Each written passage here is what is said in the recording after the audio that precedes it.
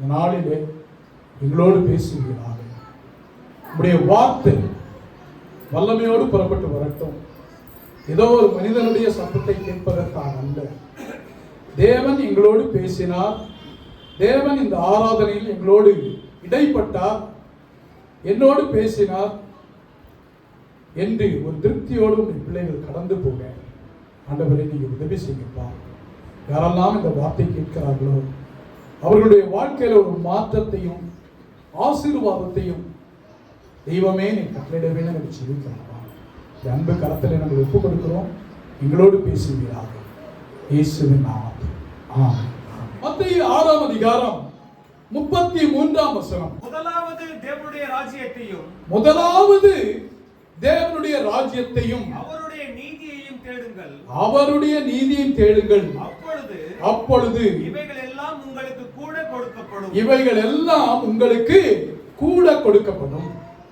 முதலாவது தேவனுடைய ராஜ்யத்தையும் அவருடைய நீதியையும் தேடுங்கள்,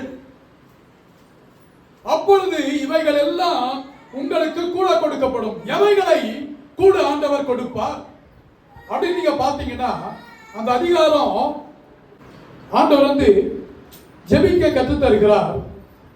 அதுல இருந்து நம்ம அப்படியே வாசிச்சுட்டு வந்தோம்னா ஆண்டவர் நிறைய காரியத்தை சொல்லிட்டே வரார். அதுல முக்கியமாக நம்முடைய தேவைகளை பற்றி சொல்லிட்டு வரார். சொல்றாரு, முதலாவது தேவனுடைய ராஜ்யத்தையும் அவருடைய நீதியையும் தேடுங்கள். இன்றைக்கு நாம உலகத்துல வேலை செய்யறோம்னா, சம்பாதிக்கிறோம்னா, இதுல சொல்லப்பட்டதான அந்த பட்டியல் இருக்குல்ல, அந்த பட்டியலுக்காக தான் நாம வேலை செஞ்சிட்டு இருக்கோம், சம்பாதிச்சிட்டு இருக்கோம். ஆண்டவர் சொல்றாரு, நீ இதெல்லாம் செய்கிறது இருக்கட்டும், அதெல்லாம் செய்ய, ஆனா ஃபர்ஸ்ட் என்ன தேடு. முதலாவது என்று சொன்னால் முதலாவது தான். பக்கத்துல பார்த்து சொல்லுங்க, முதலாவதுன்னு சொன்னா முதலாவது தான்.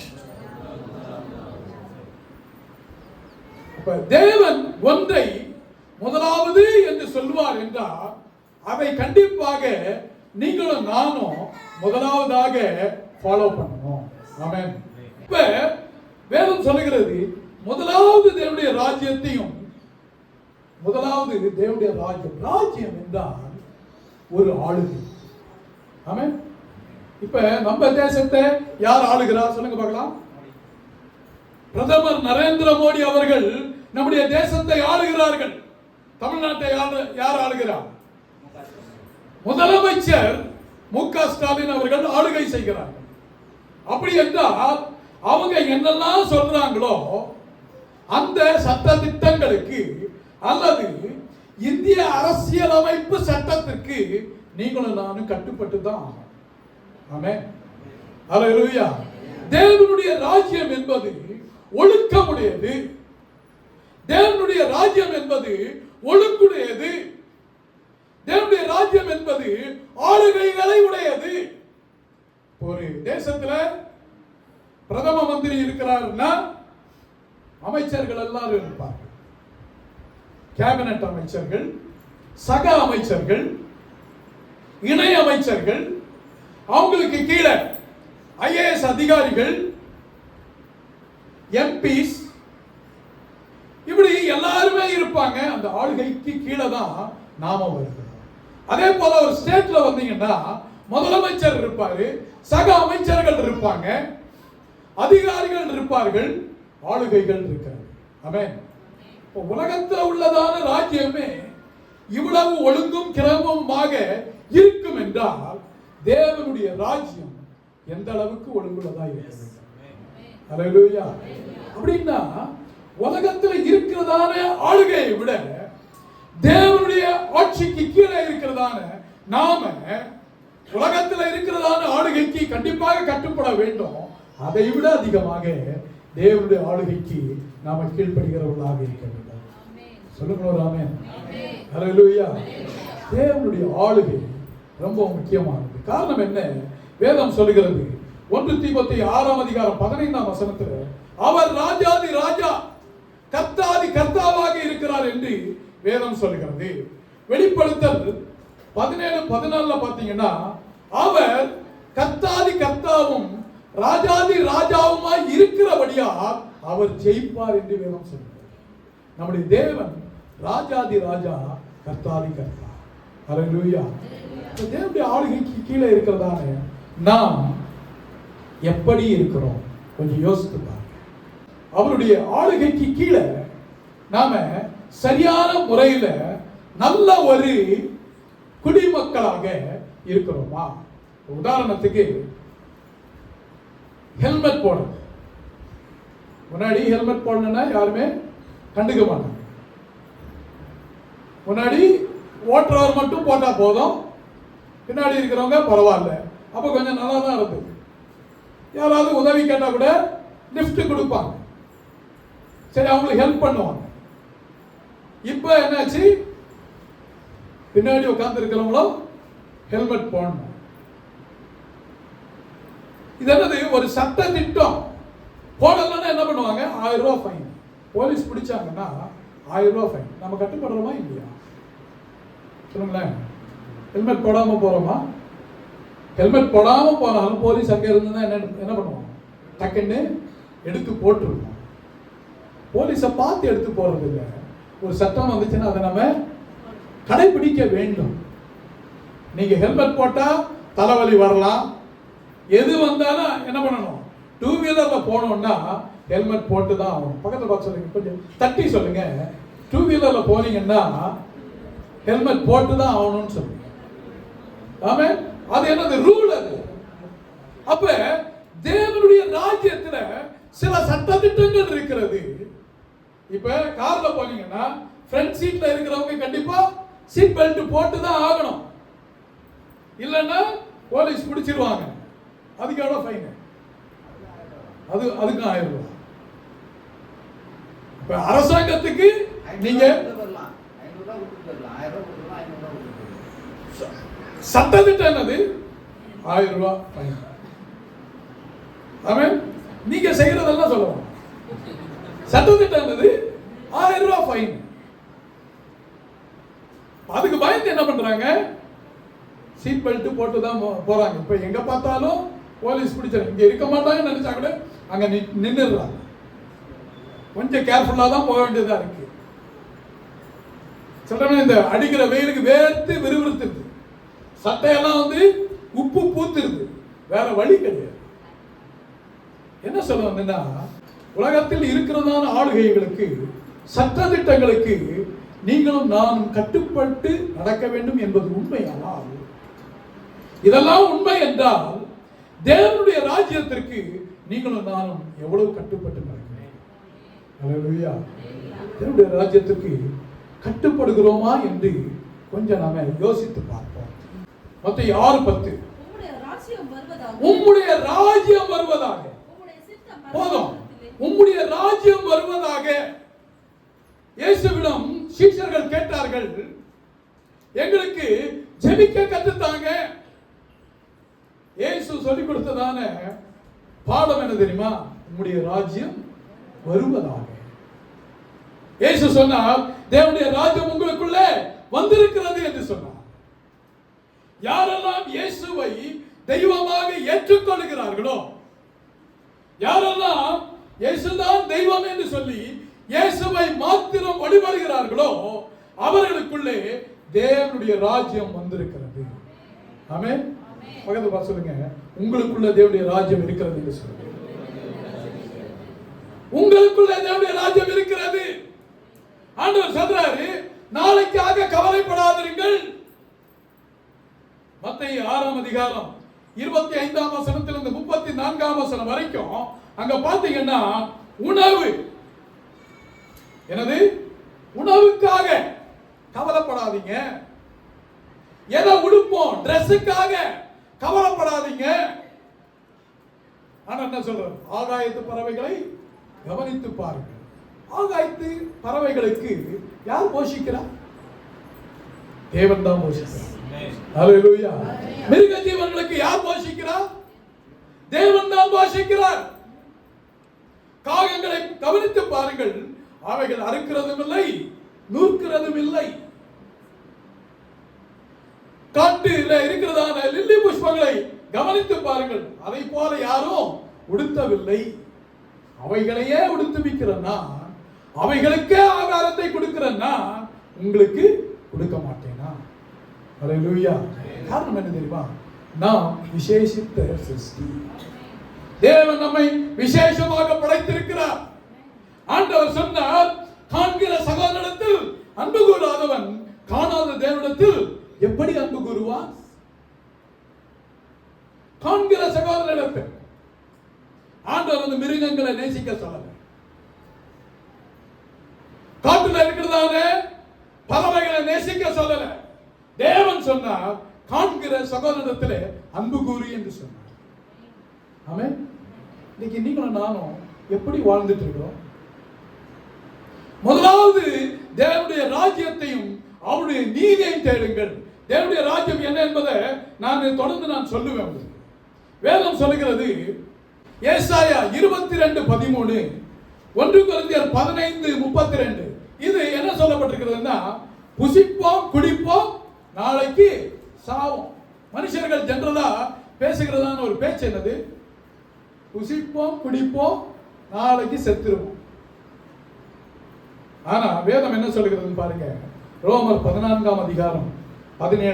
தேவனுடைய ராஜ்யம், தேவனுடைய ராஜ்யம் புசிப்பும் குடிப்பும் அல்ல, புசிப்பும் குடிப்பும் அல்ல, அது நீதியும், அது நீதியும் சமாதானமும் பரிசுத்த ஆவியினால் உண்டாகும், பரிசுத்த ஆவியினால் உண்டாகும் சந்தோஷமாய் இருக்கிறது. அப்ப அதான் சொல்றாரு, என்னத்தை உண்போம் என்னத்தை உடுப்போம் என்று கவலைப்படாதிருங்கள். நாளைக்காக பாடுபடுறதுக்கு அதினதின் பாடு போதும். நாளைக்காக கவலைப்படுவதற்கு நீ என்ன பண்ணு? முதலாவது தேவனுடைய ராஜ்யத்தையும் அவருடைய நீதியையும் தேடு. அல்லேலூயா. பக்கத்துல பார்த்து சொல்லுங்க, முதலாவது தேவனை தேடுங்கன்னு சொல்லுங்க. ஆமென். அல்லேலூயா. முதலாவது தேவனை தேடுங்க. இப்ப முதலாவது தேவனை தேடுறது, தேவனுடைய ராஜ்யம் என்பது மார்க் 1:. நான் சில காரியத்தை அப்படியே வேகமா சொல்லி போறேன். காலம் நிறைவேறிட்டு தேவனுடைய ராஜ்யம் சமீபமாயிற்று என்று இயேசு பிரசங்கம் பண்ணினார். இயேசு முதல் பிரசங்கம் என்ன தெரியுமா? காலம் நிறைவேறிட்டு தேவனுடைய ராஜ்யம் சமீபமாயிற்று. யோவான் ஸ்நானனுடைய பிரசங்கம் என்ன தெரியுமா? மனம் திரும்புங்கள், தேவனுடைய ராஜ்யம் சமீபமாயிற்று. இப்ப மனம் திரும்புறது, நீங்கள் நானும் ஒரு நபருக்காக நாம் ஜெபித்துக் கொண்டிருக்கிறோம். Each one catch one. இழந்தாலும் செல்வோம், உள்ளங்களை வெல்வோம். இங்க என்ன பண்றீங்க? ஒரு நபர் ஒருவரை ஆதாயம் செய்ய வேண்டும். அப்ப நீங்கள் ஒரு நபரை ஆதாயம் செய்வீர்கள் என்றால் நீங்கள் தேவனுடைய ராஜ்யத்தை நிறைவேற்றுகிறவர்களாக இருக்கிறீர்கள். அல்லேலூயா. நம்ம ஏன் ஒரு நபருக்காக ஜெபிக்கிறோம்ன்றது தெரியுதா உங்களுக்கு? முதலாவது தேவனுடைய ராஜ்யத்தையும். அப்படின்னா நீங்க இதுவரைக்கும் ஜெபிக்கலன்னா ஏனோ தானோ இருந்தீர்கள் என்றால் இன்றைக்கு நீங்கள் கேட்கிற செய்தி உங்கள் நண்பர்கள், உங்கள் சகோதரர்கள், உங்க கூட பிறந்தவங்க, அவங்க எந்த மதமான இருக்கட்டும், மதத்தை பத்தி நான் இங்க பேசுறேன். மதம் என்பது வெறி. மதம் என்பது என்னது? வெறி. கிறிஸ்தவம் என்பது வெறி கிடையாது. கிறிஸ்தவம் என்பது பரலோகத்திற்கு சேர்க்கிறதான ஒரு மார்க்கம். முதலாவது தேவனுடைய ராஜ்யம். பக்கத்து பார்த்து சொல்லுங்க, முதலாவது தேவனுடைய ராஜ்யம். காலம் நிறைவேறிட்டு தேவனுடைய ராஜ்யம் சமீபமாயிற்று. காலம் நிறைவேறிட்டு தேவனுடைய ராஜ்யம் சமீபமாயிருக்கிறது. மனம் திரும்பி சுவிசேஷத்தை விசுவாசியுங்கள். இப்ப கர்த்தருடைய வார்த்தை நாம கொடுக்கிறவர்களாக இருக்கிறோமா? இயேசுவை மற்றவர்களுக்கு கொடுக்கிறவர்களாக இருக்கிறோமா? இயேசுவை எப்படி கொடுத்து கொண்டிருக்கிறோம்? தெரிந்தோ தெரியாமலோ நம்முடைய நண்பர்கள், நம்முடைய குடும்பத்தார் இயேசுவை தெய்வமாக ஏற்றுக்கொள்ளாதவர்கள் அறிந்தோ அறியாமலோ நரகத்திற்கு போய் கொண்டிருக்கிறார்கள். ஆமென். அவர்களை தடுக்கிற வேலையை ஆண்டவர் உங்களுக்கும் எனக்கும் கொடுத்திருக்கிறார். அல்லேலூயா. அட்லீஸ்ட் இன்னையிலிருந்தாவது அந்த ஒரு நபருக்காக பாரத்தோடு செபி. ஆமென். அல்லேலூயா. அல்லேலூயா. செபிப்பீங்களா? ஆமென். இப்ப தேவனுடைய ராஜ்யம் என்பது சுவிசேஷத்தை அறிவிப்பது. முதலாவது தேவனுடைய ராஜ்யத்தையும் அவருடைய நீதியையும் தேடுங்கள். அப்படின்னா ஒரு ரட்சிக்கப்படாத நபரை நீங்கள் பார்க்கும் பொழுது அவர்களுக்கு தேவனுடைய ராஜ்யத்தை கொடுக்கிறவர்களாக இருக்க வேண்டும். ஹல்லேலூயா. முதலாவது தேவனுடைய ராஜ்யத்தையும் அவருடைய நீதியும் தேடுங்கள். யோவான் அப்படியே ஞானஸ்நானம் கொடுத்துட்டு இருக்கிறார். வீரன் பாம்பு குட்டிகளே, லூக்கா 3ஆம் அதிகாரம் 6 14 வரைக்கும், வீரன் பாம்பு குட்டிகளே, வரும் கோபத்திற்கு உங்களை தப்பித்துக் கொள்ள வகை காட்டினவன் யார்? ஆயக்கார ஜனங்கள் தான் வராங்க. ஜனங்கள் வந்து யோவான் ஸ்நானனை பார்த்து கேட்கிறாங்க.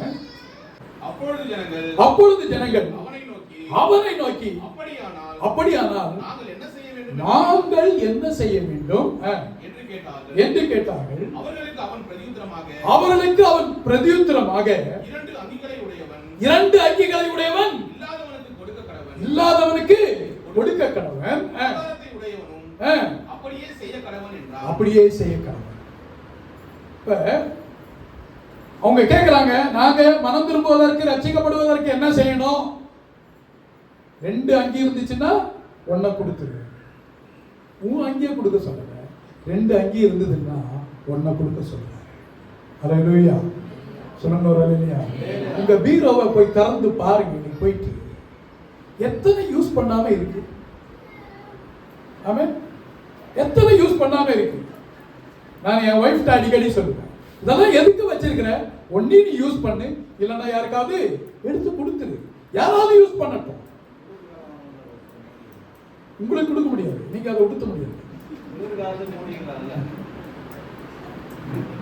குளிர்காலத்துக்கு பெட்ஷீட் வச்சிருக்கீங்கல்ல. ஆமென். சொல்லுங்க ஆமென். எனவே மனம் திரும்புதல், உண்மையான மனம் திரும்புதல். அதுக்காக நீங்க உன்னை கொடுத்துட்டீங்கன்னா மனம் திரும்புதல் அர்த்தம் கிடையாது. அது ஒரு ஆரம்ப புள்ளி தான். ஆமென். 2 இருந்தா 1 கொடுத்துரு.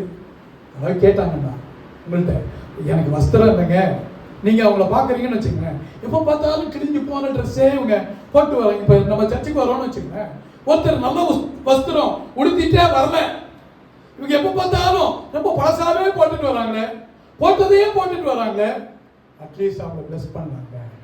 ஆமென். உங்க வீட்டமைப்பு பகுதியில் பக்கத்துல இருக்கிற யாராவது அப்படி இருந்தாங்கன்னா நீங்க அவங்களை கூப்பிட்டு ஒரு ட்ரெஸ்ஸை கொடுக்கலாமே. அடுத்து கிறிஸ்மஸ் வருது, நமக்கெல்லாம் நல்ல ட்ரெஸ் எடுப்போம், யாருக்காவது 1 எடுத்து கொடுக்கலாமே. 2 அங்கிகளை உடையவன் ஒருத்தன் 1 கொடுக்க கடவன். யாராவது உங்களை வந்து கேட்டா நீங்களா போய் கொடுங்கன்னு நான் சொல்றேன். தேவை பார்த்தீங்கன்னா கொடுங்க. ஆனா யாராவது வந்து கேட்டாங்கன்னா கண்டிப்பா இருக்கும்னா கொடுங்க. ஆமென். ஹல்லேலூயா. ஹல்லேலூயா. அப்புறம் அடுத்து யார் வந்து கேட்க? ஆயக்காரரா? ஆயக்காரரும் ஞானஸ்நானம் பெற வந்து அவனை நோக்கி போதகரே நாங்கள் என்ன செய்ய வேண்டும் என்று கேட்டார்கள். அதற்கு அவன் உங்களுக்கு கட்டளையிட்டிருக்கிறதற்கு அதிகமாய் ஒன்றும் வாங்காதிருங்கள். எனது நீங்க ஒரு துறையில வேலை செஞ்சீங்கன்னு வச்சுக்கோங்க, இன்றைக்கு அரசு அலுவலகத்துக்கு போனீங்கன்னா நல்ல சம்பளம் தான், எல்லாருக்கும் நல்ல சம்பளம். என்னுடைய ஃப்ரெண்டு, என் கிளாஸ்மேட், அவன் வந்து ஆர்டிஓ ஆபீஸ்ல ஒரு புரோக்கரா இருக்கான். அவனுடைய ஒய்ஃப் வந்து கவர்மெண்ட் லைப்ரரியனா இருக்கிறான். அவன் என்னை பார்த்து சொன்னான், ரொம்ப கஷ்டம்டா, வருமானமே பத்த மாட்டேங்குது. சரி உங்க ஒய்ஃப் என்ன பண்றாங்க அப்படின்னு கேட்டேன். கவர்மெண்ட் வேலை செய்யறாங்க லைப்ரரியில். எவ்வளவு சம்பளம்? 48,000. என்னது 48,000? சொந்த வீடு வச்சிருக்கான், 2 பையன், இங்கேயும் கமிஷனு, வருமானம் 10. எந்த கவர்மெண்ட் ஆபீஸ்ல காசு கொடுக்காம வேலை நடக்குது? மற்றவங்க எப்படின்னா இருந்துட்டு போட்டோம், கிறிஸ்தவர்களாகி நாம, உங்களுக்கு இங்க யாரும் கவர்மெண்ட் அபிஷியல் இல்லைன்னு நினைக்கிறேன். கிறிஸ்தவர்கள் நீங்க கவர்மெண்ட் அபிஷியலா இருந்தீங்கன்னா, நீங்க காசு வாங்கி தான் ஒரு வேலையை செய்வீங்கன்னா, உங்களுக்கு நிர்ணயிக்கப்பட்டதை தவிர எதுவும் வாங்காது. ஆமென். கவர்மெண்ட் ஃபீஸ் என்னவோ அதை மட்டும் வாங்குங்க. ஹல்லேலூயா. என்னுடைய ஆசை, நம்ம சபையில் நிறைய கவர்மெண்ட் ஆபீசர்ஸ் இருக்கும், சும்மா 20,000 15,000 10,000 இதே சம்பளத்துக்கு எவ்வளோ நான் ஓட்டுறது. படிக்கிற பிள்ளைங்க கூட கொஞ்சம் கஷ்டப்படுறதுக்கு முடியல அவங்களுக்கு. ஆமென். நான் சிலரை பார்த்தெல்லாம் சொல்லியிருக்கிறேன். இயேசுராஜாவை பார்த்து அடிக்கடி சொல்லுவேன், அவன் நல்லா படிப்பான், ட்ரை பண்றா. என்னது ட்ரை பண்ணு, குரூப் 1 குரூப் 2 ட்ரை பண்ணு, நீ ட்ரை பண்ணா கிடைக்கும். மணிட்ட சொல்லிக்கிறேன், நீ ஒரு எஸ்ஐ ஆகுடா, டிகிரி முடிச்சிட்ட, உனக்கு ஹைட் வெயிட் இருக்கு, இல்ல அட்லீஸ்ட் 5 வருஷம் எஸ்ஐ இருந்துட்டு அப்புறம் இன்ஸ்பெக்டர், நீ தான் கிங்கு. நாவலூருக்கு ஒரு ஸ்டேஷன் இருக்குன்னா அதுல கிங் யாரு? இன்ஸ்பெக்டர் தான். வருமானம் அரசாங்கம் கொடுக்கிற வருமானம் தான் வாங்கணும், அதுதான் சொன்னேன்.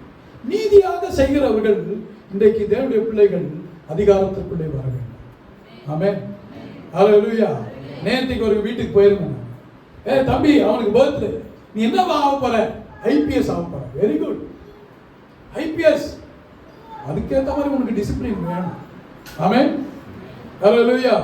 போலீஸ் ட்ரைனிங் செலக்ஷன் பண்ணுவான். ஜிம்முக்கு போனா மட்டும் போதாது, ஒழுங்கா அதை மெயின்டைன் பண்ணீங்கன்னா ஈஸியா ஆயிடலாம். ஆமென். ஹல்லேலூயா. நம்ம ஆளுங்களுக்கு அந்த மாதிரி ட்ரீமே இல்லை. ஏதோ ஒரு வருமானம் வருதா, அதாவது ஏதாவது ஒரு வருமானம் வரணும், இல்லைன்னா மொத்தமா வந்துடும், மொத்தமா பிச்சுட்டு வரணும். ஆண்டவர் என்ன சொன்னார்? எறும்பை பார்த்து சோம்பேறியே, எறும்பை பார்த்து கற்றுக்கொண்டு. எறும்பு எவ்வளவு சேர்க்கும் சொல்லுங்க? எறும்பு தின்பது எவ்வளவு பெருசுன்னு நினைக்கிறீங்க? சொல்லுங்களேன். எறும்பு திங்கிறது எவ்வளவு பெருசு? கடுகளவு கூட கிடையாது. அது வாயோட சின்னதுதான், அது சாப்பிடுறது. எறும்பு வாய் எவ்வளவு பெருசு இருக்கும், ஆனா என்ன பண்ணுது? கொஞ்சம் கொஞ்சமா சேர்த்து இருக்குது. இப்போ கோடை காலத்துக்கு. ஹல்லேலூயா, ஹல்லேலூயா. அடுத்தது, போர் சேவகரும் அவனை நோக்கி, போர் சேவகரும் அவனை நோக்கி நாங்கள் என்ன செய்ய வேண்டும் என்று கேட்டார்கள். நாங்கள் என்ன செய்ய வேண்டும் என்று கேட்டார்கள். அதற்கு அவன் நீங்கள் ஒருவருக்கும் இடுக்கண் செய்யாமலும், ஒருவருக்கும் இடுக்கண் செய்யாமலும், பொய்யாய் குற்றம் சாட்டாமலும் உங்கள் சம்பளமே போதும் என்று இருங்கள். உங்கள் சம்பளமே, நான் சொல்லல, பைபிள் சொல்லு. ஆமென். உங்க சம்பளமே போதும். எனது தேவனுடைய ராஜ்யத்தில் அதெல்லாம் முக்கியம். ஹல்லேலூயா. தேவனுடைய ராஜ்யத்தில் நாம் என்ன செய்ய வேண்டும்? நான் ஒரு வீட்டுக்கு வந்து பிரேயர் போயிருந்தேன், வெள்ளிக்கிழமை. அவங்கள பார்த்து இந்த கேள்வி கேட்டேன், தேவனுடைய ராஜ்யம்னா என்ன சொல்லுங்க பாஸ்டர், நீங்க தான் கொஞ்சம் சொல்லுங்க அப்படின்னு சொன்னாங்க. அவங்க வீட்டுல இட்லி மாவு அரைப்பாங்க. இட்லி என்றால் என்ன நான் கேட்டேன் அவங்கள பார்த்து. இட்லி என்ன கொஞ்சம் சொல்லுங்க. அழகா பதில் சொன்னாங்க. அரிசி ஊற போடணும், அப்புறம் உளுந்து ஊற போடணும், பச்சரிசியும் புழுங்க அரிசியும் கொஞ்சம் மிக்ஸ் பண்ணி ஊற போடணும், ரெண்டும் ஊறிட்ட பிறகு அரைக்கணும், சேர்த்து உளுந்து அதுல போட்டு அரைச்சிட்டு மிக்ஸ் பண்ணணும், அப்பதான் இட்லி வரும். ஆமென். ஹல்லேலூயா, ஹல்லேலூயா. தேவனுடைய ராஜ்யம் என்றால் என்ன? தேவனுடைய ராஜ்யம், நான் நீதின்றது அப்புறமா வருவேன். தேவனுடைய ராஜ்யத்தில் முதலாவது சுவிசேஷத்தை கொண்டு செல்லும். ஹல்லேலூயா, ஹல்லேலூயா, ஹல்லேலூயா. வேதம் சொல்கிறது, ஆவியில் எளிமை உள்ளவர்கள் பாக்கியவான்கள், பரலோக ராஜ்யம் அவர்களுடையது. முதலாவது தேவனுடைய ராஜ்யம் என்னது? ஆவியில் எளிமை. பெருமை எங்க இருந்து வருது? ஆமென். எந்த பெருமையும் உங்களை எங்கேயும் கொண்டு செல்வார். ஹல்லேலூயா. பெருமை உள்ளவர்களுக்கு தேவன் எதிர்த்து நிற்கிறார். எனக்கெல்லாம் ரொம்ப பெருமை இருந்தது அந்த காலத்தில் படிக்கும்போது. என்னது, யார் வந்தாலும் ஒரு கை பார்த்துடலாம், நம்ம கேங் வந்து அதிரடி கேங். நான் என் ஃப்ரெண்ட்ஸுக்கு தெரியும், அந்த கேங் வந்து அதிரடி கேங். நாவலூர் வரும்போது என் ஃப்ரெண்ட்ஸு சில பேர் இருக்கிறாங்க, அவங்களுக்கு தெரியும் நான் இந்திரா நகர்லேருந்து இங்கே ஷிஃப்ட் பண்ணி வந்துட்டேன். அவன் இந்திரா நகர்ரா, அவன் இந்த ஸ்கூலில் படித்தான், இந்த காலேஜில் படிக்கிறான், அவங்க கேங்கெல்லாம் வந்து அதிரடி கேங். கொஞ்சம் ஒரு பயம். எனது பெருமை, எல்லா பெருமைக்கு முற்றுப்புள்ளி ராமச்சந்திராவை வச்சார் ஆண்டவர். ஒரு ஆப்பு சொல்லுவாங்களா, வச்சார் பார் ஒரு ஆப்பு. அங்க போய் படுத்துட்டு இருக்கும்போது கையை தூக்கம் இல்லை, காலை தூக்கம் இல்லை. நமக்கு வேண்டிய காரியங்களை நம்மளாலேயே செய்ய முடியாது. நமக்கு பேசிக்கா என்னெல்லாம் செய்யணுமோ மற்றவங்க செய்யறாங்க. எவ்வளவு வலிமை இருந்து, எவ்வளவு கேங் இருக்கு, என்ன புரியுது? ஆமே. பெருமை, படிப்பு. அதே மாதிரி ரொம்ப படிச்சுட்டா, எனக்கு தமிழ்ல நான் ரொம்ப எனக்கு தெரிஞ்ச வரைக்கும் தமிழ் நான் புலவர் கிடையாது. ஆனா ஓரளவு கரெக்டா இருக்கணும்னு நினைப்பேன். கொஞ்சம் தப்பா படிச்சாங்கன்னா, என்ன இது இவ்வளவு படிச்சிருக்கிறாங்க, தமிழ் இவ்வளவு தப்பா படிக்கிறாங்களா அப்படின்னு யோசிப்பேன். பைபிள் ரீடிங் போடும்போது தான் எனக்கு தெரிஞ்சது எவ்வளவு தப்பு நம்ம பண்றோம். ஆமே. பெருமை. நான் என்ன பத்தி சொல்றேன்? படிப்பு என்கிறதான பெருமை, உடல் வலிமை இருக்கிறதுன்றதான பெருமை, பணம் இருக்கிறதான பெருமை, பதவி இருக்கிறது என்றதான பெருமை. சில ஆட்கள்லாம் பேசுறாங்க, என்னத்துக்கு பதவி இருக்கு, வேண்டாம், ஒன்னும் பண்ணிட முடியாது, 5 வருஷம் தான், அதுக்கப்புறம் அடுத்த ஆட்சி கேஸ் போடணும், அலைஞ்சிட்டு இருக்கணும். பெருமை வேணாம்னு சொல்லு. பெருமையா இருந்தீங்கன்னா கொஞ்சம் மாத்திக்கிங்கன்னு சொல்லு. அல்லேலூயா. முதலாவது தேவனுடைய ராஜ்யத்தையும் அவருடைய நீதியும் தேடுங்கள். அவருடைய ராஜ்யம், தேவனுடைய ராஜ்யம். மத்தேயு 13ஆம் அதிகாரம் 3ஆம் வசனத்திலிருந்து நீங்க வாசிச்சு பார்த்தீங்கன்னா, அதே மாதிரி லூக்கா 8ஆம் அதிகாரம் 5ஆம் வசனத்திலிருந்து 15ஆம் வசனம் வரைக்கும் வாசிச்சு பார்த்தீங்கன்னா, அதுல ஆண்டவர் ஒரு விதை ஓமையை சொல்றார். விதை ஓமை. விதை என்பது என்ன சொல்றாரு ஆண்டவர்? சொல்லுங்க பார்க்கலாம். தேவனுடைய வசனம். இப்ப நான் தேவனுடைய வசனத்தை போதிச்சிட்டு இருக்கேன். விதை என்பது தேவனுடைய வசனம். சில விதை எனது வழி அருகே விழுந்தது, சில விதை கற்பாறைகளில் விழுந்தது, சில விதை முள்ளுள்ள இடங்களில் விழுந்தது, சில விதை நல்ல நிலத்தில் விழுந்தது. ஆமென். விதை என்பது என்னது? வசனம். பைபிள் ரீடிங் பண்றோமா?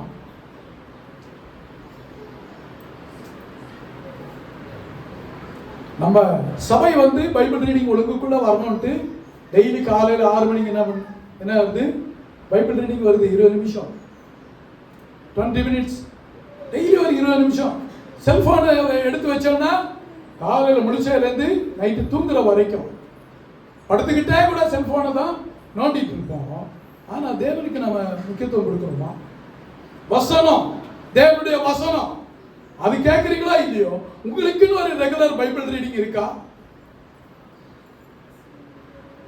பைபிள் வசனத்தை ரெகுலரா வாசிக்கிறோமா?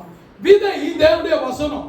நீங்க நல்லமா இருந்தா ஒரு விதை 30, 60, 100, மினிமம் எவ்வளவு தெரியுமா? 30. 30ன்னா என்ன? ஒரு விதை 30 விதை, 100% கிடையாது. கணக்கு புலிகள் நீங்க கணக்கு போட்டுக்கொள்ளுங்க. ஒரு விதை 30ஆக மாறும் குறைந்தபட்சம். வசனம். வசனத்தை கேட்காதபடி என்ன பண்றான்? பிசாசு எடுத்துறான். ஆகாயத்து வழி அருகே விதைக்கப்பட்ட விதை, வழி அருகே விதைக்கப்பட்டதான வசனம் சபையை விட்டு வெளியே போனதும் வசனம் எல்லாம் மறந்து. ஆமென். ஆனா உங்களுக்கு மறக்காது. முதலாவது தேவனுடைய ராஜ்யத்தையும் அவருடைய நீதியும் தேடுங்கள், அப்பொழுது இவைகள் எல்லாம் உங்களுக்கு கொடுக்கப்படும். ஆமென். தேவனுடைய ராஜ்யத்தில் வசனம் ரொம்ப முக்கியமானது. ஆமென். அல்லேலூயா, அல்லேலூயா. இன்னைக்கு நான் அதை ரொம்ப டீட்டெயிலா பேசுறேன். வசனத்தை பத்தி ஆல்ரெடி நான் பேசியிருக்கிறேன். கர்த்தருடைய வசனத்துக்கு நீங்க முக்கியத்துவம் கொடுத்தீங்கன்னா கர்த்தர் உங்களுக்கு முக்கியத்துவத்தை கொடுப்பார். ஆமென். முதலாவது தேவனுடைய ராஜ்யம் என்ன? அவர் எழுதி இருக்கிறதான லா இருக்கு. லாயராக இருக்கிறவங்க லாவை படிக்காம லாயரா வாதாடவே முடியாது. ஆமென். அல்லேலூயா. அந்த ப்ரொஃபஷனல்ல இருக்கிறவங்க அவங்க இம்ப்ரூவ் பண்ணிட்டே இருப்பாங்க. நமக்கு தேவன் சில சட்ட திட்டங்களை எழுதி கொடுத்திருக்கிறார், அதை எடுத்து அப்ளை பண்ணுங்க. ஆமென். நீங்க ஜெபத்திற்கு போகும் பொழுது ஒரு வாதாடுகிறதான நபரை போல ஆண்டவருக்கு முன்பதாக, ஆண்டவரே எனக்கு இவ்வளவு பிரச்சனை இருக்குப்பா, நீங்க சொல்லியிருக்கீங்கப்பா, உங்களுடைய வசனம் சொல்லியிருக்க, நான் இதை செய்வேன்னு சொன்னீங்கப்பா, நீங்க வாக்கு பண்ணி இருக்கிறீங்களே, நான் உன்னை விட்டு விலகுவதும் இல்லை, உன்னை கைவிடுவதும் இல்லை, வாக்கு பண்ணி இருக்கிறீங்க. நீங்க அது தெரிஞ்சாதானே சொல்ல முடியும். ஆமென். லாவை தெரிஞ்சாதானே கோர்ட்ல போயிட்டு ஜட்ஜுக்கு முன்னாடி எதிர் லாயர் வாதிடும் போது சொல்ல முடியும். ஏசிக்கிட்டே பிசாசு வந்து வாதாங்க. ஆமென். அப்பமாகும்படி செய், நீ ரொம்ப பசியா இருக்கிற, கல்லுகள் அப்பமாகும்படி செய். ஆண்டவர் என்ன சொன்னாரு? மனுஷன் அப்பத்தினாலே மாத்திரமல்ல, தேவனுடைய வாயிலிருந்து புறப்படுகிறதான ஒவ்வொரு வார்த்தையினாலும் பிழைப்பார். இந்த வசனம் உங்களுக்கு தெரியலன்னா நீங்க எப்படி சொல்ல முடியும்? ஹல்லேலூயா. பைபிள் சொல்லுங்க. Bible reading important. முதலாவது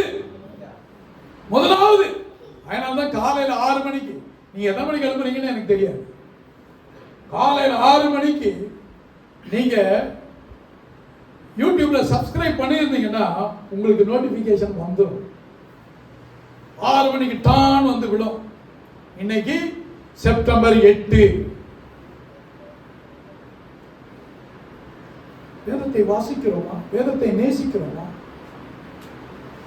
முதலாவது தேவனுடைய ராஜ்யம். பக்கத்தில் வாசிங்க. முதலாவது தேவனுடைய ராஜ்யம். முதலாவது தேவனுடைய ராஜ்யம். Thank you Jesus. அப்படியே கண்களை மூடி. தொடர்ச்சியை நான் அப்புறமா பேசுறேன். கண்டினியூவா நான் பேசுறேன். அடுத்த வாரம் நான் பேச மாட்டேன். அதுக்கு அடுத்த வாரம் இருந்து நான் கண்டினியூவா பேசுவேன். எல்லாரும் ஆண்டவரை நோக்கி பாருங்க. முதலாவது, மனம் திரும்புங்கள், பரலோகத்தின் ராஜ்யம் சமீபமாய் இருக்கிறது. இயேசுவும் அதான் சொன்னாரு, சீஷர்கள்ட்டையும் அதான் செய்யுங்கன்னு ஆண்டவர் சொன்னாரு. இயேசுவுக்கு முன்பதாக யோவான் ஸ்நானகனும் அதைத்தான் செய்தார். அந்த அந்த ஒரு நபர் ஜோமனமா, நீங்க பேர் கொடுத்ததான அந்த ஒரு நபர், ஆண்டவர் இந்த நபரை ரட்சிங்க, அந்த பேரை சொல்லி ஜெபம் பண்ணுங்க. Thank you Jesus. ஆண்டவரே ரமேஷை ரட்சிங்க, என்னுடைய கான்டாக்டை நான் சொல்றேன், உங்க கான்டாக்ட் நீங்க சொல்லி ஜெபம் பண்ணுங்க. முதலாவது சுவிசேஷம், முதலாவது தேவனுடைய ராஜ்யத்தை, உடைய நீதியை தேடுங்கள், அப்பொழுது இவைகள் எல்லாம் உங்களுக்கு கொடுக்கப்படும், கூட கொடுக்கப்படும். நீங்க எதிர்பார்க்கிற காரியங்கள் எல்லாமே உங்களுக்கு கொடுக்கப்படும். ஆனா அதுக்கு அடிப்படை என்ன தெரியுமா? முதலாவது தேவனுடைய ராஜ்யம். முதலாவது தேவனுடைய ராஜ்யம். ஒரு நீங்க நல்ல சென்டென்ஸை எழுதணும்னா உங்களுக்கு ஆனாயினா தெரியணும், ஏபிசிடி தெரியணும். தெரியாம எதையுமே நீங்க செய்ய முடியாது. Thank you Jesus. என்னுள்ளமும்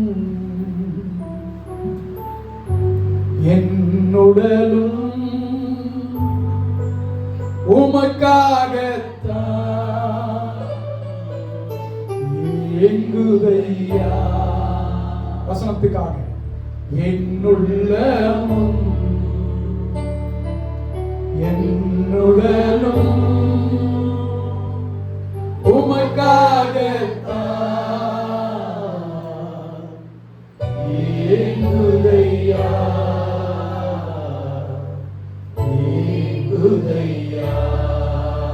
என் தேவனே, என் தேவனே, என் இயேசுவே, உம்மை நேசிக்கிறேன். உண்மையை சொல்லுவோமா? என் தேவனே. தேவனை நேசிக்கிறவர்கள் வேதத்தை வாசிப்பார்கள்.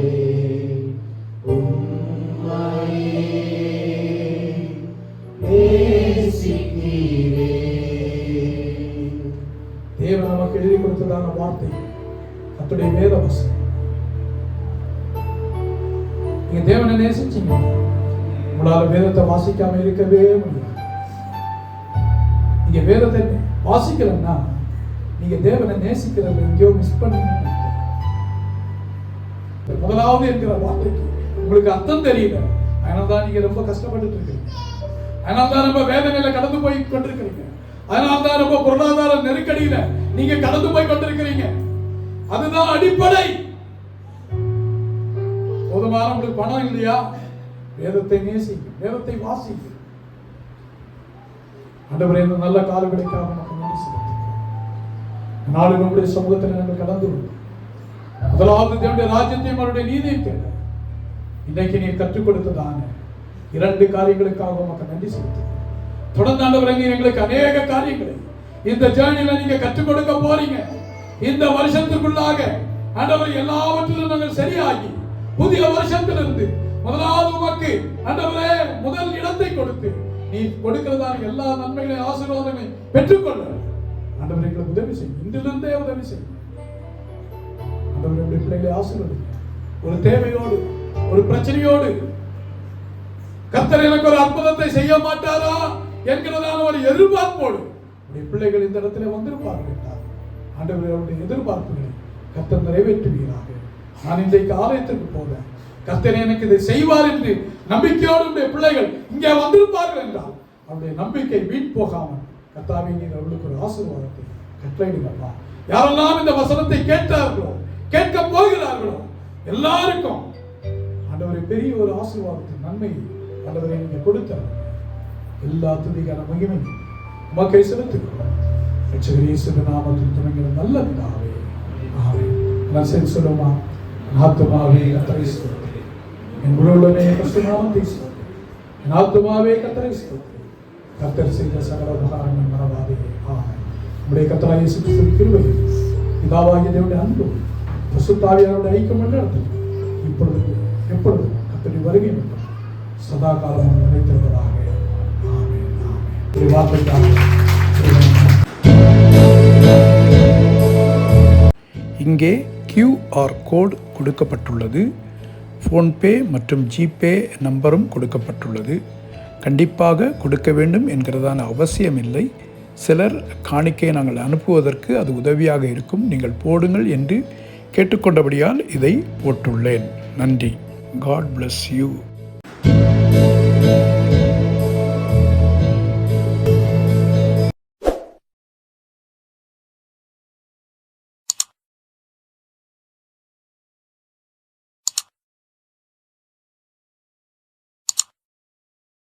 thank you